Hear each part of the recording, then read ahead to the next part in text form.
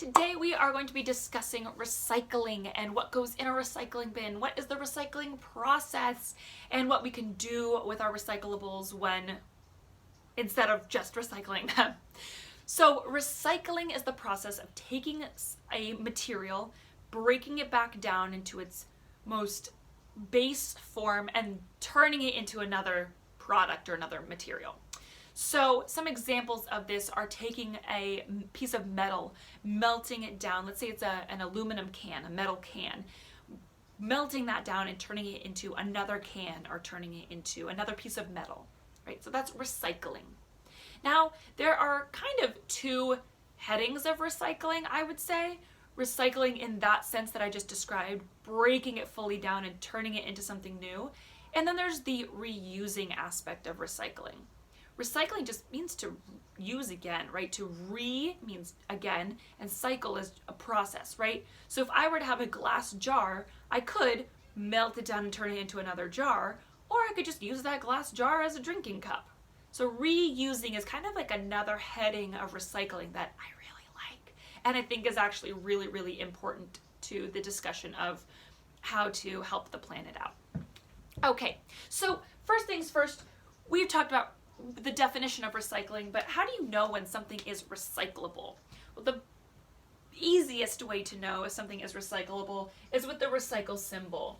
We talked about this in the landfill video. It's going to be a triangle made up of arrows, and I'm going to insert a better picture right here.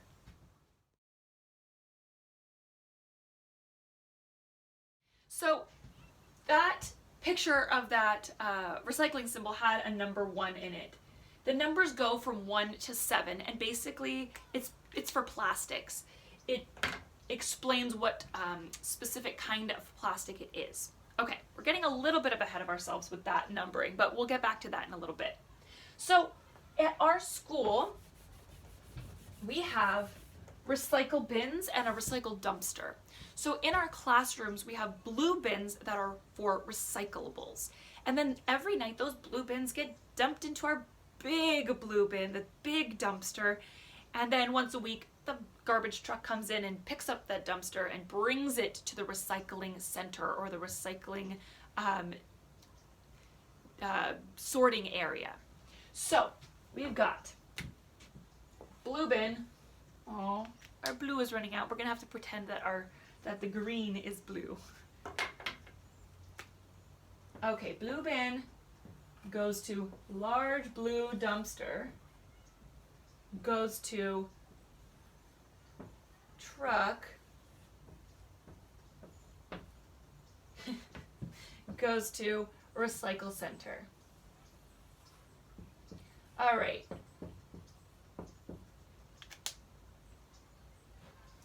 So the recycling center is going to be a place where they sort the different kinds of recyclables. So the things that can be recycled are paper, and specifically unsoiled paper. Now what I mean by that is paper that doesn't have things like oil or food on it. So cardboard or books or paper that you just did one scribble on, those can be recycled. But pizza boxes or if you've ever had a piece of paper and then spilled coffee all over it, those kinds of things are better left for the compost. Okay, so paper products. Now this is paper that is basically thicker than a paper towel. Paper towels and tissues are also saved for the compost. And then there's metals. All metal can be recycled. So if you ever have like a can or you find like a metal wire, those can go in the recycle bin.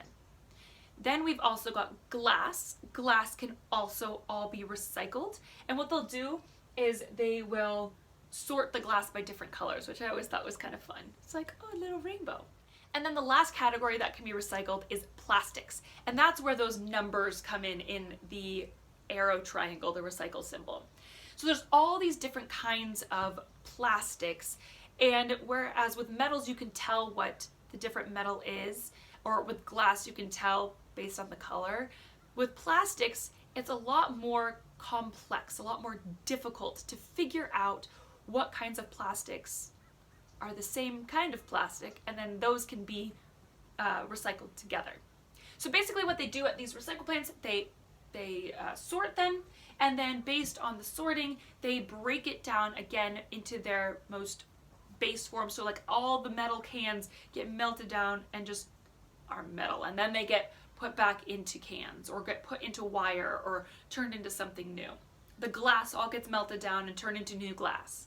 But the interesting thing with paper and with plastic is that they're not infinitely recyclable, meaning they can't be recycled again and again and again and again and again forever, whereas metal and glass can be recycled again and again and again forever. So the process of paper and plastic being recycled is actually called downcycling. And it's what it sounds like. It's going from a quality up here down. You could kind of think of it like it's going downstairs. So let's draw this out. Let's say we start off with a plastic water bottle. Okay, that plastic water bottle is going to get recycled. It's thrown in the bin and turned into another plastic water bottle here.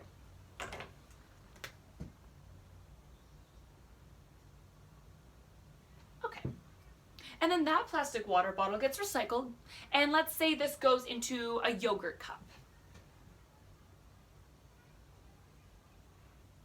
Okay, that's a yogurt cup. But at some point, the plastic material gets so used, gets so worn, that it then has to get turned into something that can't be recycled. So it's breaking down in the process, you know, recycling after recycling after recycling, and eventually becomes something that cannot be recycled, like a chip bag.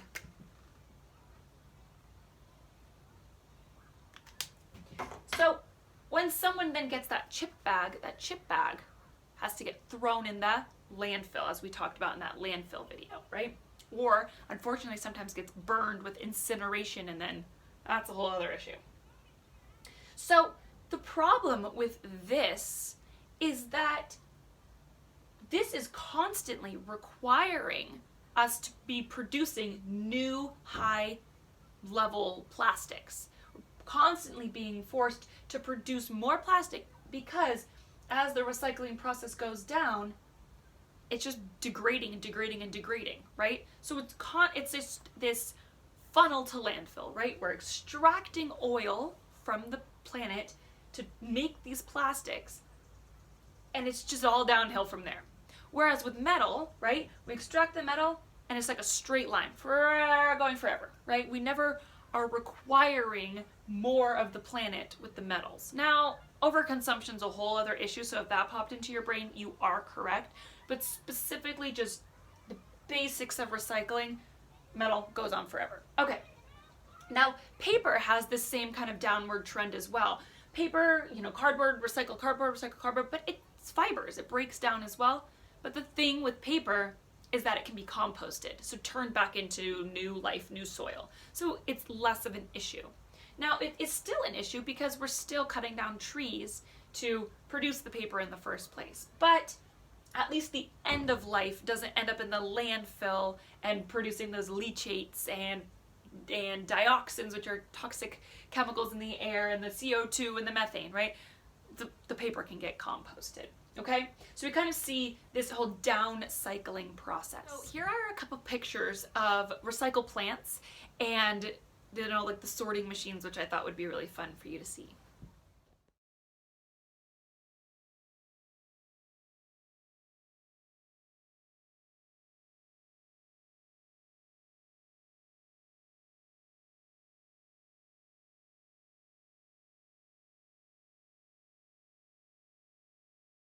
Okay, so what are the inherent problems with pure recycling? Well, recycling isn't just you put it in and it comes out, right? The actual process of turning an aluminum can into another aluminum can takes a lot of water, energy, electricity, time, manpower, right? It takes a lot of inputs. Now, it is fewer inputs, it's less water, it's less energy to turn an aluminum can back into aluminum can rather than getting new aluminum or making a new aluminum can. So recycling is better in that way, but it still does require a lot from the planet. And so in that sense, it's not perfect. The other issue is that this sorting center is wonderful, but if you have no one to take the recyclables and do anything with them, then it's not recycling, right? You can't just sort it and not do anything with it. So the demand for metal is pretty much never going to go down. People always, companies always want to buy metal, whatever. Glass, same thing. Plastic, though, because there's just an insane amount of plastic being produced all the time, companies and even countries are no longer willing to take as much of our recyclable plastic. So China used to take tons of our plastic recyclables, and they would break it down and turn it into new things and send it back to us. And it was like, wow, partnership.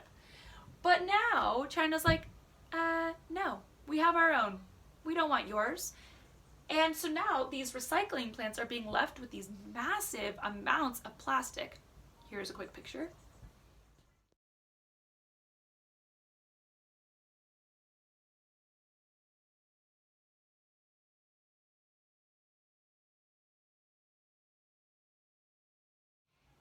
That no one wants. And they don't just have infinite storage space for this, so what do they end up doing? Sending it to landfill.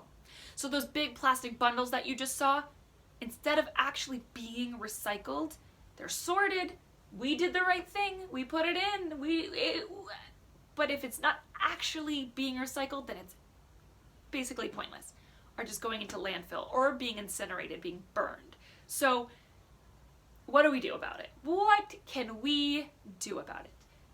Again, with that landfill, the main point was reducing what we consume in the first place. Reducing what goes into this in the first place. Now that doesn't mean put more in the trash or put more in the compost. It means overall reducing what we consume. The best example of this is, why are you bringing throw away a single-use plastic water bottle to school? There's no reason for that, right? We are blessed with incredible tap water here. It tastes good, it's good for us, it is clean, it is basically free. Fill up a reusable water bottle. A metal reusable water bottle that will last you forever. And when it's donezo, you put it in the recycling and it actually gets recycled. So that's a perfect example of reducing what's going in there in the first place. Now, other ways that we can reduce in the first place is just thinking about that whole reuse category of the recycling.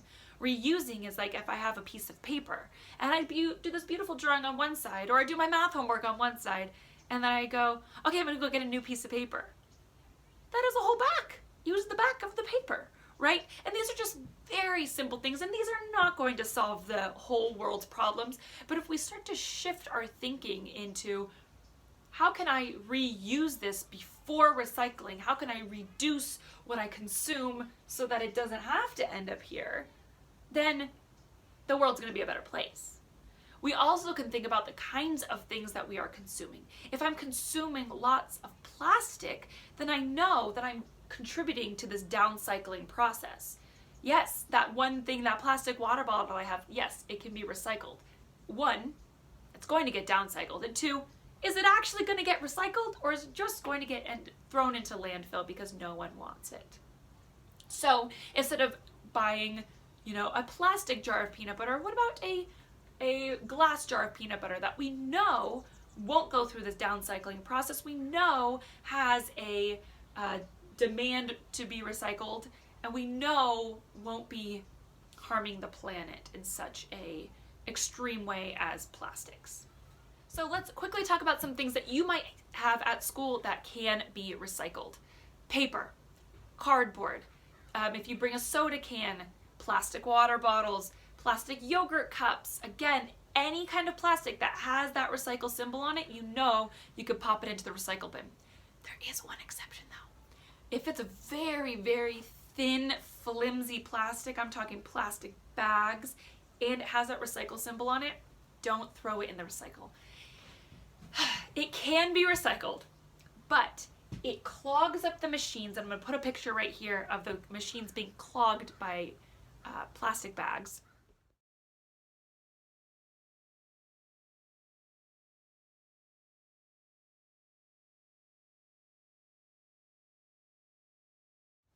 And this can be a big problem for these recycle centers. It wastes time, money, energy, and sometimes they even just throw whole batches away if there's tons of plastic bags. So even though a plastic bag might have that recycle symbol on it, throw it in the landfill, or if you can save it and find, sometimes outside of like grocery stores, they have special bins for those, or special machines that can recycle those, and by all means go ahead. Okay, so we've talked about paper, metal, glass. If you bring a glass bottle, a juice bottle, let's say, if you have a juice pack that has that little recycle symbol on it, pop it in the recycling. The one thing you have to do before recycling, if it's something that had food in it, let's say a piece of aluminum foil with pizza on it, just do a little rinsey to get that food off, because that is just another step that sometimes they will not do in these recycle centers and just throw it away because they don't have time. They can't do it. They don't have the energy for it.